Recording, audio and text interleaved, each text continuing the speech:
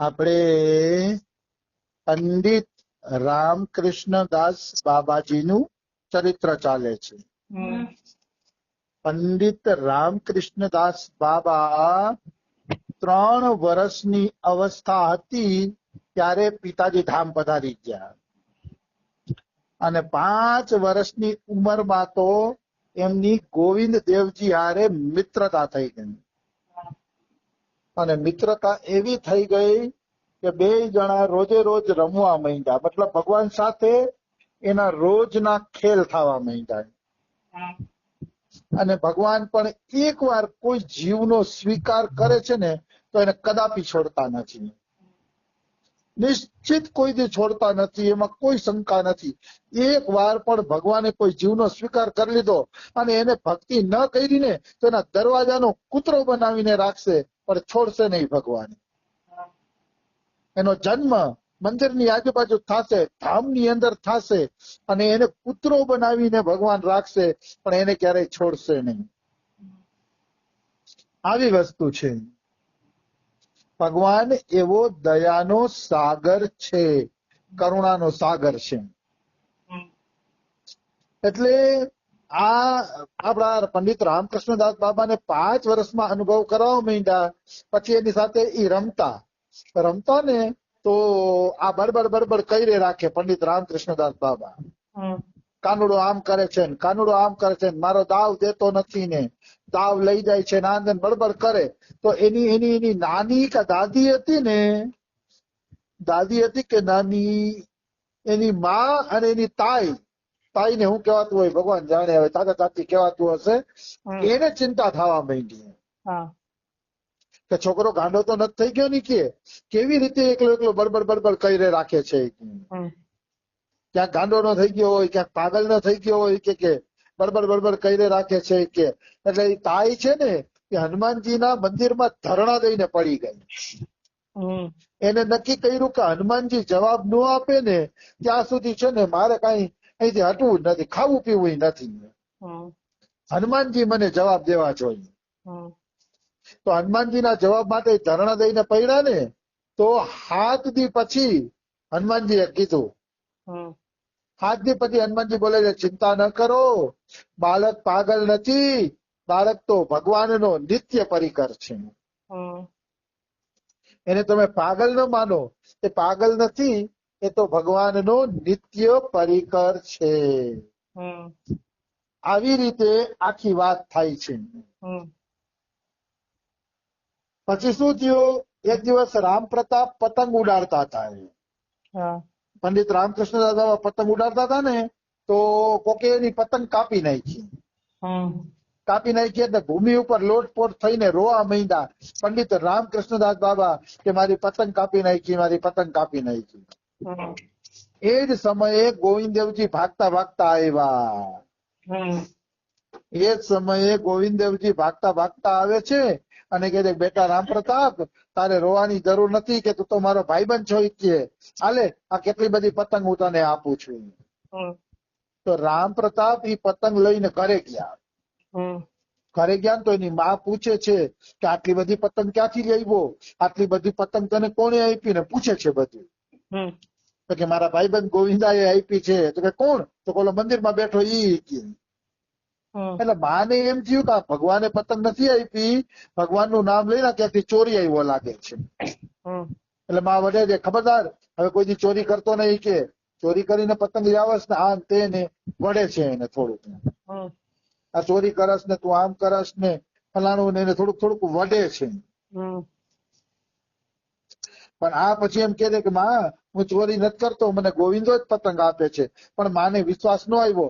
5 વર્ષના બાળકમાં કોણ વિશ્વાસ કરે?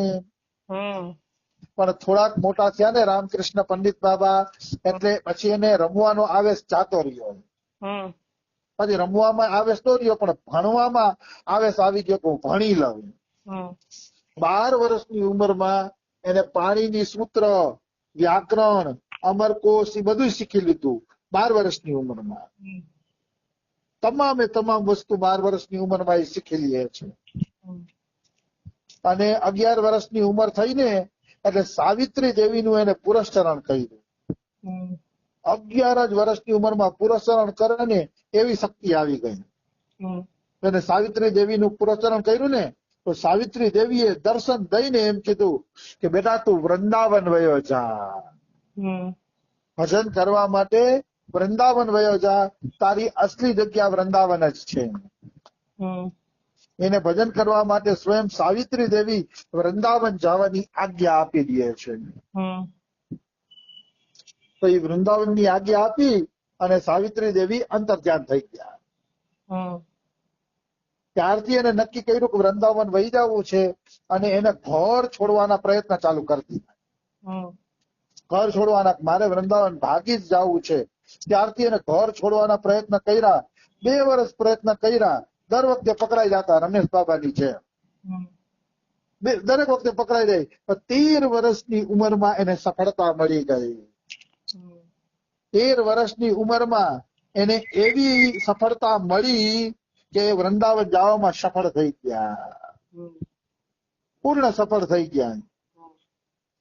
અને ગોવિંદ દેવજીના મંદિરની અંદર ગોસ્વામીઓના આશ્રમમાં રહેવા માંડ્યા. આવી વસ્તુ છે. તો અધ્યયનમાં હજી એનો આવેશ હતો. વૃંદાવન આવી ગયા પણ હજી ભણવાની ભૂખ હતી કે થોડુંક ભણવું એમ. એટલે હવે એ શાસ્ત્ર ભણવા માંડ્યા. ભાગવત, ગીતા, રામાયણ ને એવા જે શાસ્ત્રો હતા ને એ શાસ્ત્રો ભણ્યા. કારણ કે એને ભણવાની ભૂખ હતી. રમેશ બાબા પણ અહીંયા માન મંદિરમાં આવી ગયા હતા ને 17 વર્ષની ઉંમરમાં, તોય અહીંથી સંસ્કૃત ભણતા, મથુરા પરીક્ષા દેવા જતા અને આખા ભારતમાં સંસ્કૃતમાં 1લો નંબર લીધો હતો. તોય રમેશ બાબા એને ભણવાની ભૂખ હતી એટલે અહીંથી પરીક્ષા દેવા મથુરા જતા. પછી બાબા પણ રમેશ બાબા સંસ્કૃતના પ્રકાંડ પંડિત હતા. પ્રકાંડ પંડિત એટલે કોઈ દી એને ભાગવત ખોલીને જોઈ નથી. બોલો, એ ભાગવતના બધા શ્લોક મોઢે જ દેખાડતા. ક્યારેક જ કોઈ શ્લોક જોવો પડે તો અલગ વાત છે. એને બાબાના ભાગવતના પ્રિય શ્લોક છે 2,500, લગભગ 2,500 એટલા શ્લોક બાબાને ભાગવતના પ્રિય છે.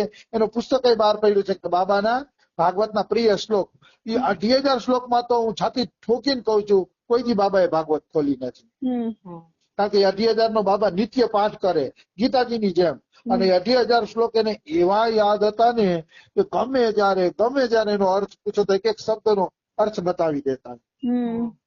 મેં મારા જિંદગીમાં રમેશ બાબા જેવા વિદ્વાન મહાપુરુષ જોયા નથી.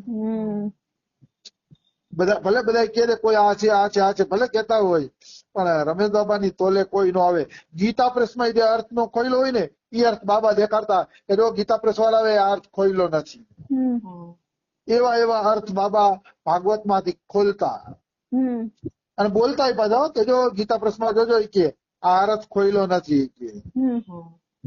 એટલા પ્રકાંડ વિદ્વાન ભાગવતના હતા અને બધા આચાર્યોની ટીકાઓ બાબાએ વાંચેલી છે. શું વખાણ કરવા બાબાના. તો ગીતાજી તો બાબાએ કોઈ દી જોઈ જ નહીં હોય, કોઈ દી નહીં જોઈ હોય. ગીતામાં બાબા જેમ કહી દે બીજા અધ્યાયનો આટલામો શ્લોક, એનો આટલામો શ્લોક, અધ્યાય અને શ્લોકના નામ સહિત કેતા અને આખી ગીતાજી સમજાવતા. વિદ્વતા તો આની બહુ ઊંચી હતી. જો ઘણા લોકો કહેતા હશે કે વિદ્વાન બીજા હશે હલો માની લીધું, પણ બાબા જેવી ગહેરાઈ કોઈમાં નહોતી.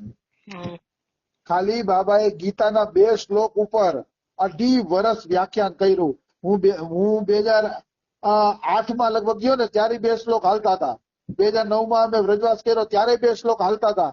અને હું આવ્યા પછી 2010 સુધી આખું વર્ષ 2.5-3 વર્ષ સુધી 2 શ્લોક ઉપર જ વ્યાખ્યાન કર્યું. એટલા વિદ્વાન હતા. એટલા મોરારી બાપુ તો એક ચોપાઈ ઉપર 9 દી જ બોલે છે, ત્યારે રમેશ બાબા તો એક શ્લોક ઉપર 2 વર્ષ બોલી શકે છે. એટલા વિદ્વાન હતા. એટલે હું કોઈની તુલના નથી કરતો પણ વાત કરું છું ખાલી. એ રમેશ બાબા આટલા વિદ્વાન મહાપુરુષ હતા.